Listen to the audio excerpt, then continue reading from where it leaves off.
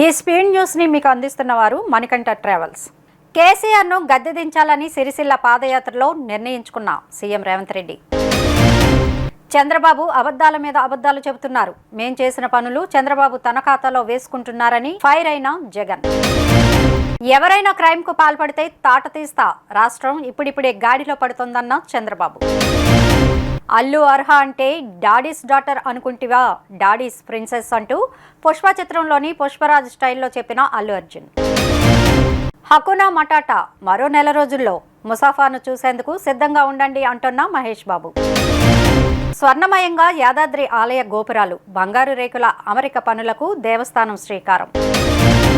తులసి పీఠాధీశ్వర స్వామి రామభద్రాచార్యకి తీవ్ర అస్వస్థత, డెహ్రాడూన్లోని సినర్జీ ఆసుపత్రిలో చేరిక, కంగారు పడవద్దన్న డాక్టర్స్.